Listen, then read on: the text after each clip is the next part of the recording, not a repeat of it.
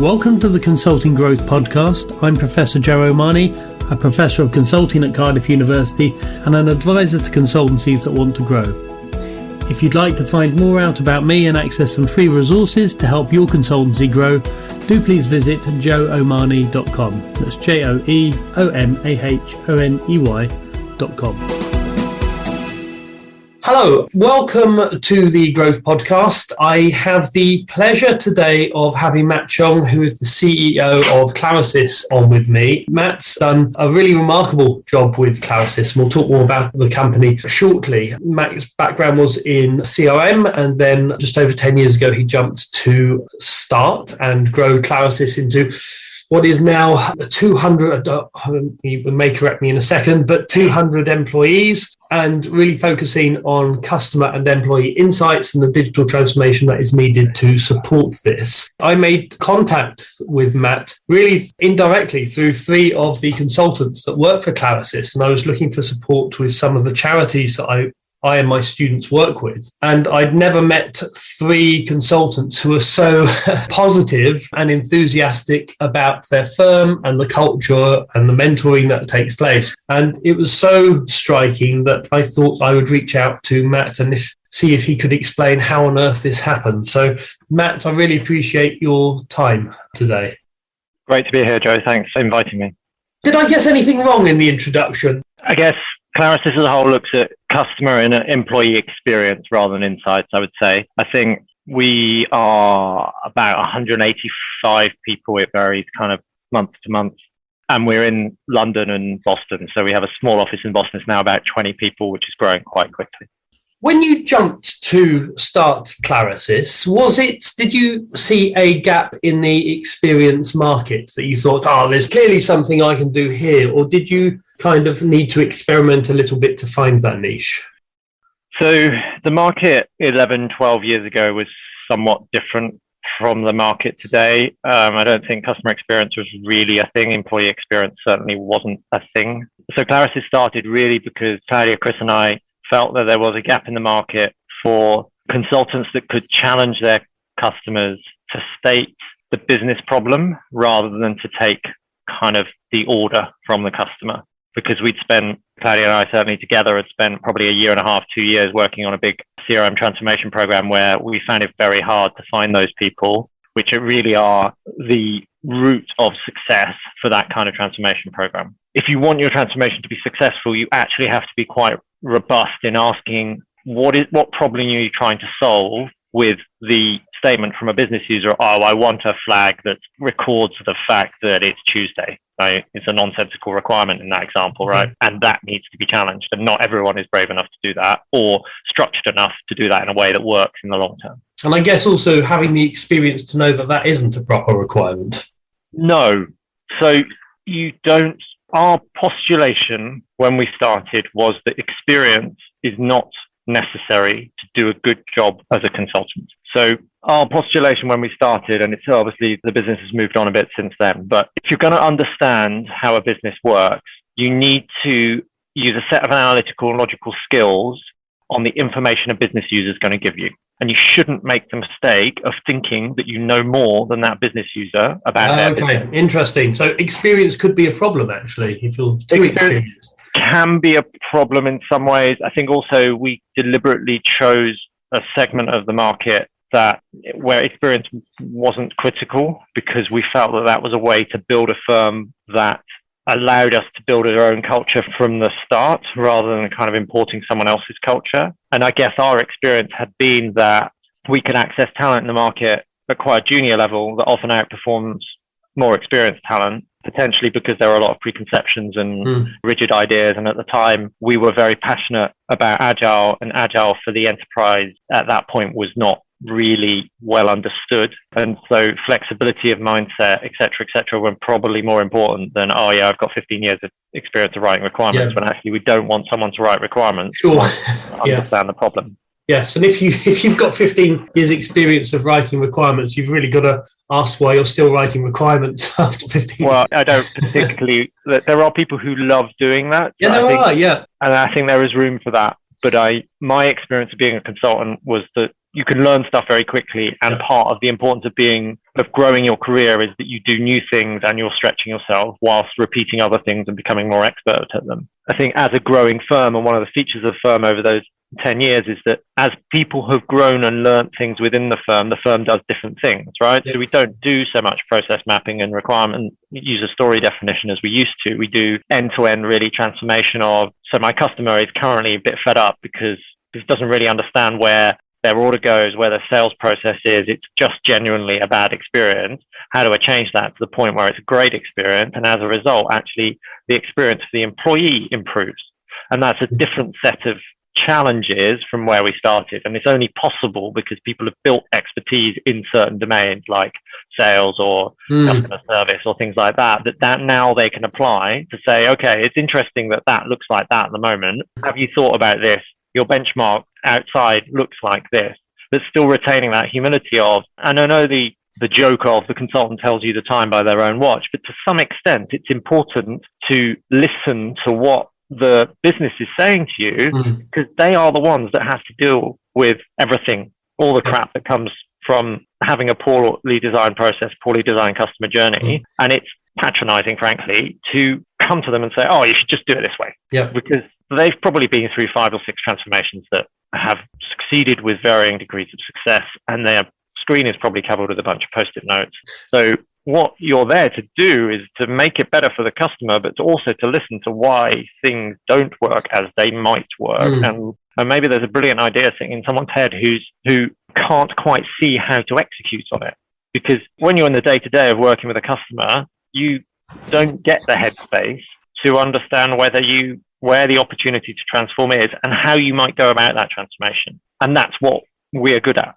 That's really interesting. I cut my teeth on business process re-engineering in the 90s. And obviously one of the big things that went, there were lots of high profile failures. And one of the big reasons for that is that the business, as you called it earlier, the people who were listened to were in effect, the board, and who was forgotten about were the people who actually experienced the customer problems and the issues and the experience blockages. And I'm guessing you're good at releasing the energy and ideas of that layer below the board, I'm guessing, is what you focus on.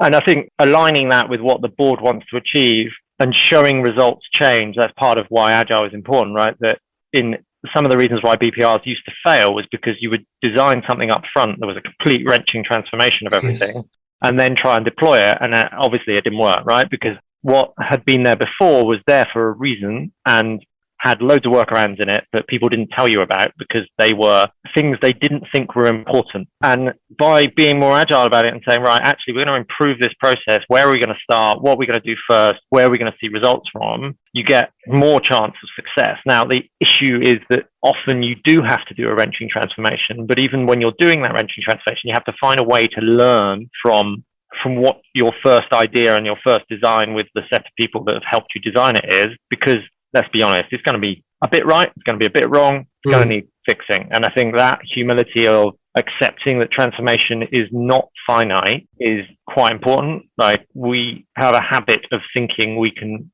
finish. I don't think you ever finish transforming a business if it's a good business. That's really nice to hear, especially after some of my early experiences in the 90s with BPR. It could have done with some of these messages, 30 years ago now. That's embarrassing. Brilliant. Okay, so we've got an idea of the niche and how that niche changed over the time from more process work to more experience work. Tell me about when you first started off. Was it Christopher and Claudia from the beginning, or did you jump at different times? We all jumped at the same time. So when we started, we were all working for Clarasys at that point. I think the original idea turned up in the pub, and then we recruited Chris because we realized that we needed someone slightly more sane. And actually that set of diverse opinions was incredibly valuable for us in making sure that there was debate and we weren't kind of group thinking. Just diversity of thought is very powerful, actually. Okay. Were you one of those lucky group of founders where you found that over time, as your roles needed to specialize, you very easily slotted into specific roles around the organization? Or did some of you struggle in the roles or move to different roles, or actually end up focusing on delivery or sales rather than sort of director level? We quite early decided that people had certain sets of skills, but also that there was an expectation that all of us would have to do some form of BD, some form of client relationship. I think for the first 3 years, all of us were still chargeable on client for all of that time, partly to take risk out of growing the business.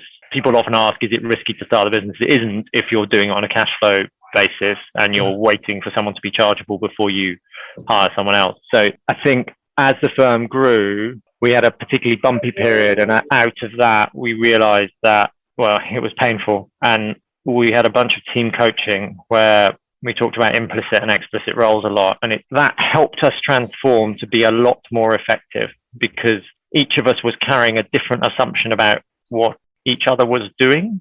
And to some extent, by releasing those assumptions and saying, right, I'm actually not very good at X, so someone else do X, it takes a bunch of stress away. And that expectation that somebody should be doing Y, and they're thinking, I don't want to do Y, I'm not good at Y, it makes me stressed. That removed a bunch of tension, where perhaps we could have done that earlier, but I think that's part of learning how to be effective.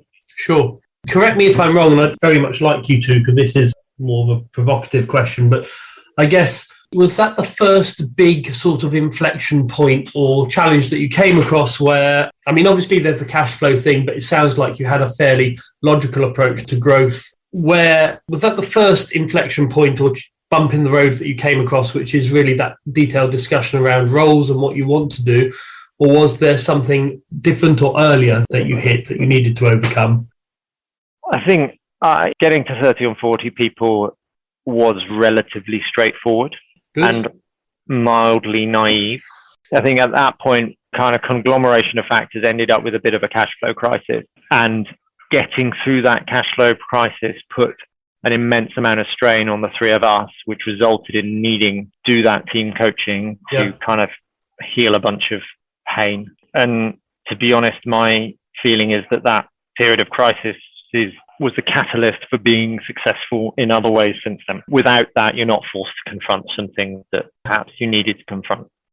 Amongst my own clients and those people I've interviewed, that sort of 30 employee stage appears to bring very often a transformation in the company, not just in terms of roles, but in terms of devolution of responsibilities, in terms of systems and processes that need to be set up. And very often that is addressed by bringing in a piece of software, and often that fails because they expect the software to be the magic bullet as opposed to actually having some of those difficult conversations. So I'm pleased you tackled that early on. So we had software before that because of who we are. Okay, of course, yes. So we had automated a lot of stuff. And I think there is an interesting point about the sizes where pain happens, and you see this in projects as well, where you see project managers who are very competent, say 10, 20, 30 person projects, and then you go past a certain point, maybe it's 60 or something, and the complexity suddenly explodes. And their way of managing was based on possibly micromanaging, but possibly just luck to some extent.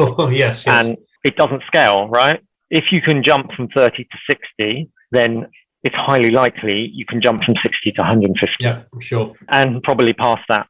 But you were asking earlier about, or you were talking earlier about the fact that people in Clarasys are quite content with how the firm operates. One of the things that is important is looking at where are the breakpoints in terms of size that mean that it's hard for humans to relate to each other. If you think about Roman legions, they were 60, 80, and they were organized deliberately like that because that meant that you knew the people in the rest of your, whatever it was called, cohort, I guess. And Dunbar's number talks about something similar. So thinking about the growth of the firm in those contexts helps understand and anticipate where you might have an issue.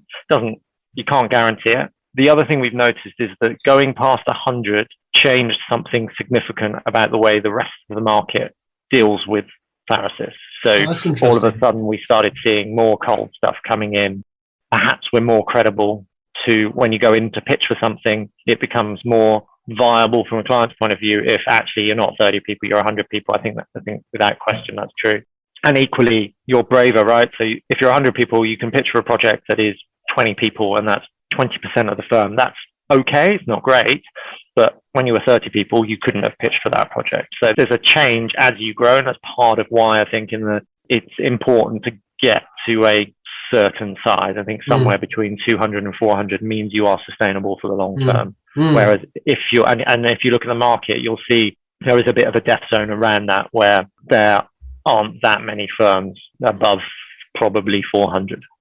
Yes. Well, by that stage, very often the founders have reached a certain age as well. I'm sure this isn't true of you because you look much younger. But yes, very often founders will be getting to the 55 mark and be thinking, I want to spend more time with the family, which is something else I've seen. Listen, Matt, you mentioned the culture side of things and the coaching side of things. I'd really like to focus on that because it really stood out to me. As I said, how positive and motivated these three consultants who I spoke to, and they had no reason to, and I had no reason to think that I would end up talking to you. So it wasn't a sort of a puffery job. But how did, I guess two things. One, did you explicitly set out to think, okay, this is something we need to manage explicitly? And secondly, or achieve explicitly. And secondly, how did you go about it?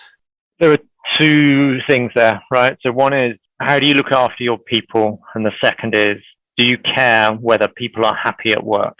The first one for me was kind of non-negotiable, right? I think if you look at industry, then it's pretty standard to have a one-to-one with your boss weekly, talk about your career. The time is for you, not if they're a forward-thinking boss. The time is for you, not for the boss. And it's about career growth. It's about dealing with the challenges you've got. Kind of the way I used to put it when I did all the interviews, was enabling you to be the best version of you, right?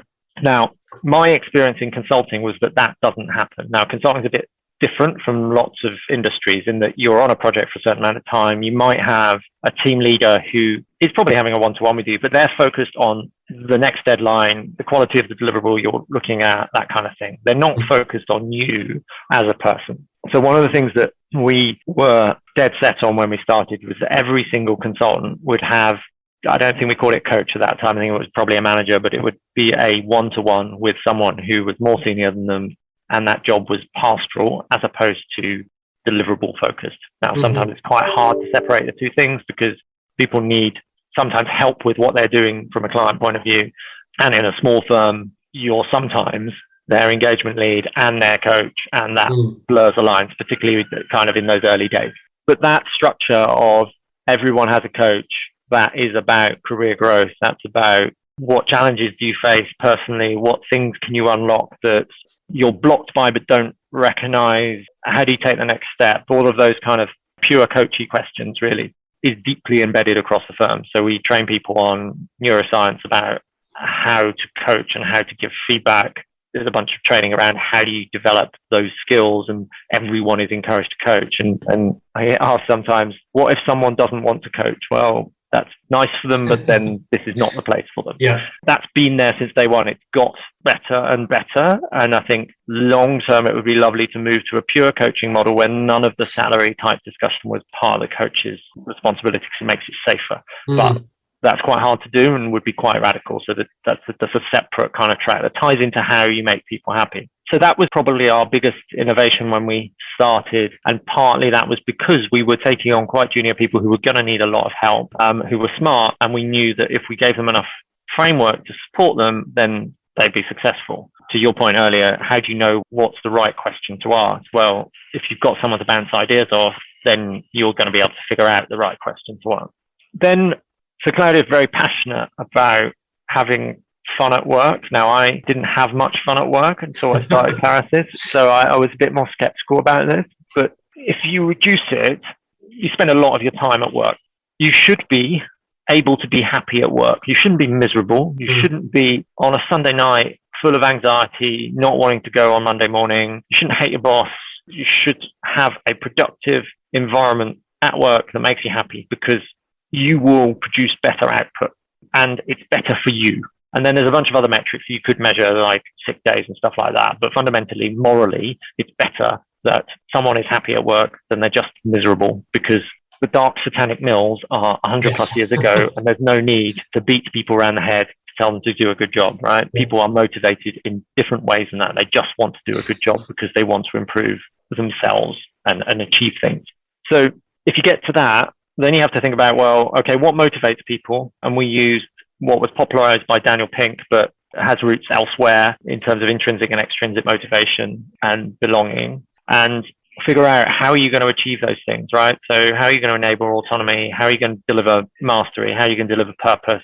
How do you kind of make some of the intrinsic things less important, like pay and kind of grade? So this probably wasn't there in those first few years. I think in the first few years, you're building a startup. People join the startup because it's a thing. Equally, I did an interview the other day I'm writing a book about Clarasys, and I did an interview with a couple of people from within the firm, and half the people say, I was just delighted I got given a job. I think as you're building that startup, people are joining because it's different from everywhere else. And then probably around that 30, 40, 50 mark, and particularly forced upon us by understanding that accepting the way the outside world operates and just copying that model isn't necessarily going to result in success, and there's no real reason why that model exists, forces you to look at it from more from first principles and say, what is it we're trying to build and why are we trying to build that? And so then you look at some of the things we'd already done at that point, and defining values was somewhere before that crisis to say, okay, trust is pretty fundamental to how the firm works, right? But basically, when we started, we just say, well, do whatever is right for the client and whatever is right for you. Because actually, if you balance that set of things out, you can make a sensible decision, and you're going to want to bounce those ideas off other people, right? That's part of being independent, autonomous. And I don't think we thought it through like that, but fundamentally, the firm runs on trust, right? That you're going to recognize when you're out of your depth, and then you're going to go and ask for help. And that enables us to enable autonomy for people, because then people can make a lot of their own decisions using advice from other people. So growing out of the intrinsic extrinsic model was a bunch of stuff about, okay, the way annual appraisals work, we don't really like that. We don't really like the way approvals work. We don't really like a bunch of hierarchical behavior. And we certainly like transparency, and we don't like old boys clubs, and we don't like smoke-filled rooms, and we don't like a lot of the rubbish that just comes for no particular reason. And some of that is because traditional ways of compensating people based on individual rewards focus people on the individual and not on the team. And I find that hard to accept in a modern business because, right, a sales guy has gone and had a difficult conversation with the client to win the deal, but then the people who deliver the deal are the one that makes that successful. And the sales guy wouldn't have had the conversation without the fact the team before did a good job and so created a reputation. So individual compensation does not work if you want a team-based model where people help each other to succeed. And if you want people to be happy, then they need to feel belonging. So you need a team-based model so they're not constantly stabbing each other in the back. That's obviously a parody of a far broken organization, but those exist where they are deeply unpleasant and they make people miserable because people feel unfairly dealt with just by getting on with their job rather than dealing with some stuff that makes them miserable. Yes. So that is where we went. We went towards team, and we went towards being driven by values. And then over the last probably 2-3 years, we've doubled down on that to say some ideas, reinventing organizations by Frederick Laloux. He talks about teal organizations and how there are various evolutions, and democratizing and distributing decision-making and authority deliver on a lot of those individual requirements. And we've also been influenced by what corporate rebels have been doing and taking examples from Bertsorg and Hire and places like that to say, well, how do you organize in a way that enables that motivation model? And so that this is in no way finished, right? To the point about kind of transformations never finishing, an evolution over time, and the organization as an organism or as a system of organisms will adapt and change over time. And it's inevitable that whilst people love the culture now and want to maintain it, that culture will change because people change, times change. And, you know, when we started, no one had any children within the firm. Now there are lots of parents, right? So different things are applicable different times. The world around us changes. So we have to adapt to that and accept that some things, you have to be careful that you're holding on to things for the right reasons as opposed to just because that's the way it was and we liked it like that. It's a really interesting point throughout, but especially at the end around change and how, especially people's strategy in your type of firm is influenced by, as you said, times changing, but I guess more specifically, the investment horizons of the owners, because David Meister kind of pointed out. You had three types of firms: the brain firm, the process firms, and the experience-based firms. Very much said, with the process firms, and actually you'd now be perhaps more in the brain side of things now that you're focusing more on experience. There's margins to be made by almost cutting back on in those days would have been seen as the fluffy side of things. But anyone that's had any experience of that type of firms knows the economic payback of treating your people right and developing your people, because they stay longer, they perform better, they sell your firm for you, they believe what they're selling. My experience with your three guys caused me to reach out to you. It wouldn't have happened in 95% of other firms that I've spoken to. But I'm guessing, and do feel free to say we haven't made that decision or I don't want to discuss it or whatever, but long term, I guess that the importance of the people and investing time and money into the people side of things might influence where you get capital from for growth in future, because I can imagine with some firms who float on the stock exchange, very often the investment horizon becomes tomorrow. And so investors will be saying, well, that hour you spend on development each week, that could be charged out. So if that's something that plays in the back of your head, have you not got to that stage yet? So we are 60% owned by an employee ownership trust. We did not want the set of external pressures to start impacting the way we make decisions.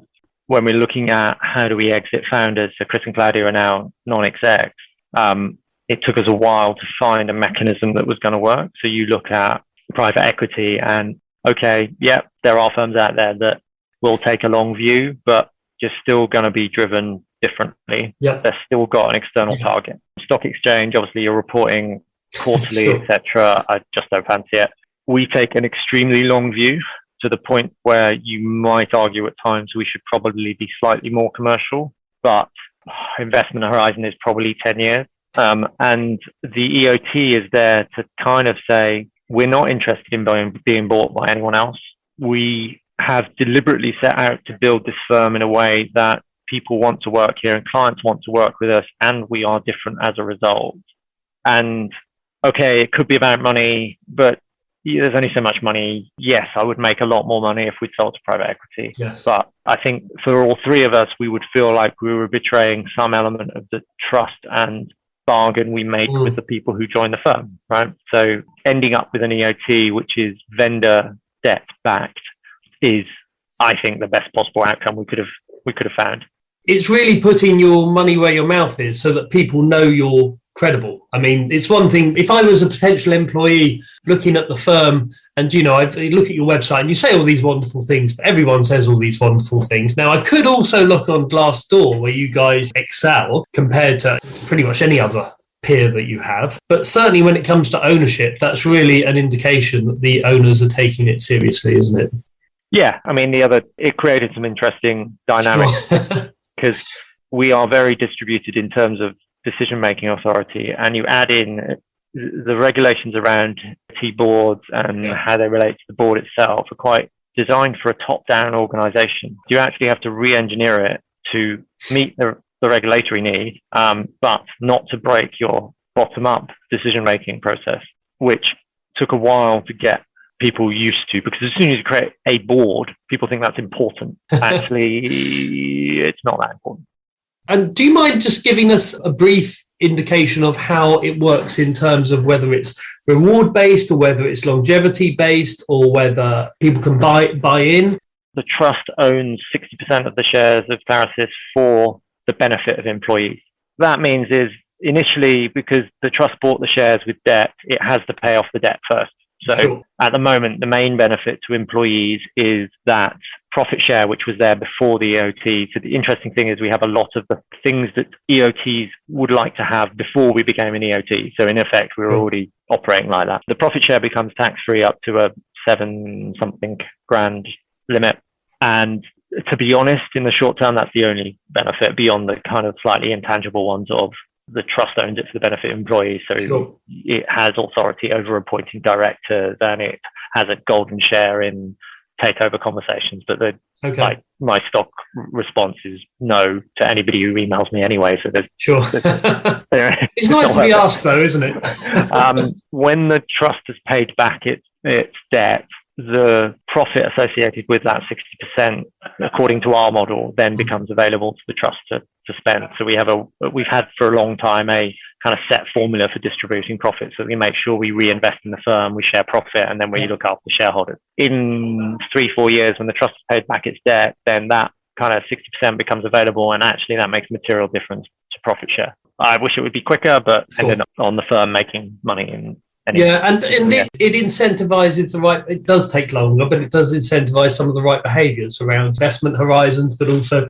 employees staying a bit longer, perhaps. It's also a good, speaking personally, it's useful for some of my clients who are looking at the horizon, and there's going to be some type of equity event happening sooner or later, and they very often have that challenge. They've built this beautiful thing, and it's more of a family atmosphere, and they've invested in the people, and they're quite concerned about, the options and how that will impact the firm. And it's great to see something that's working so well. One final question I always ask my guests, if you don't mind, and that is, and there's so much you've done right, if there's anything that you would change in terms of, and it could be, fairly minor stuff or strategic decisions, or specifically around growth and growth challenges, if there's anything you would have liked to have known before you embarked on the journey, or any important lessons that you've learned. Interesting. I would have started scenario planning from the beginning, I think. So scenario planning is here's my central projection of what's going to happen over the next year, 2 years, 3 years. And then here are 3 or 4 other things that could happen. That's what this looks like.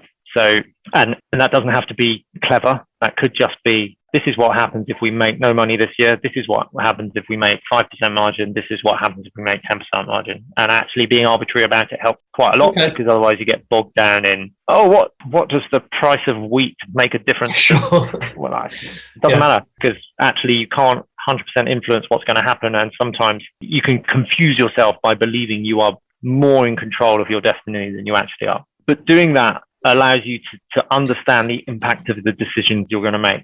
So should I hire 5 people this year? Well, we've hit our projection so far. Actually, we're on our best case scenario, and that means we can afford to do it. And this is what that's going to do to that scenario over time. That would have spotted our financial crisis. It worked incredibly well through COVID last year, where we kind of could see what was going to happen a long way in advance, and were able to communicate to everyone within the business, if these things happen, this is what we're going to do. If this happens, then X. It gives people certainty in a very uncertain environment. Now, had we done that, we might have avoided that cash flow crisis, but that then might have meant that we didn't transform in the way we have. So I don't know whether I would have changed it, actually. I think having it in place helps us a lot now. Perhaps having it right at the beginning wouldn't have helped us. Yeah, sometimes it's just pure belief, right? We're going to build a firm, we're going to see what happens, and what's the worst that can happen? Because if we've built a firm successfully, the people who've joined have learned from that. They were good enough to get a job with us. They'll be able to get a job elsewhere. So the worst case scenario when you're growing is actually it's not as bad as you could catastrophize it to be. However, one of the big things we changed between our response in that cash flow crisis to the COVID crisis is the amount of transparency. The worst thing you can do is ride to the edge of the cliff and not tell anyone you're approaching the cliff. Because if you get to the edge of the cliff and the bridge isn't there, then you basically, the day before payday, and you're not going to be able to pay people's wages. That is a catastrophe for those people involved, right? And you sometimes see people, I've seen a number of reviews where people are upset they haven't been paid their salaries. And from the other side, I think that happens because the leaders of those firms think they are protecting the people from the stress of that uncertainty of, is the firm going to survive? But that's not treating them as adults or valuing how they contribute to the firm. So by switching that to treating people as adults, able to make their own decisions about whether to stay or whether to go, takes away that risk of taking all that responsibility on your own shoulders and going, oh, we're going to go bust, or we're not going to go bust, but not telling anyone. And you run the risk of that terrible moment where someone's not being paid for something you knew there was a chance of going to happen, but you didn't tell them. Versus, right, this is where our cash flow is. This is what it's going to look like. You make your decision, and maybe you can help because maybe you can go on sabbatical, maybe you can volunteer to sacrifice salary or whatever. And that was the fundamental difference between our first disaster response and our second disaster response. And that was enabled by scenario planning. Yeah. And for me personally, that was a much nicer place to be and a lot less stressful. Yeah, that's really interesting. Yes, and I think there's a lot that smaller firms can learn from that. You could, as you say, you can't predict the wheat price in the Ukraine or necessarily even COVID, but you can plan for scenarios of margins and revenues and things like that, and how things are communicated. And I often see this further down the line when a firm is approaching sale and they keep it quiet from everyone, but everyone knows what's going on. Yeah. Or they fear the worst, as you say. They don't necessarily know what's going on, but they fear that these people arriving in suits are actually administrators as opposed to somebody who's going to be buying the firm. Yeah, if you don't communicate something, people make up something in their head. Yeah, sure. And you have no idea what that is. Matt, listen, thank you so much for your time. We've learned a huge amount from you, and it's going to be really interesting to see what happens over the next few years with you. But many thanks. Thanks very much for having me. It's been a pleasure. As ever, thank you for listening to the Consultancy Growth Podcast. This is Professor Joe Omani at joeomani.com.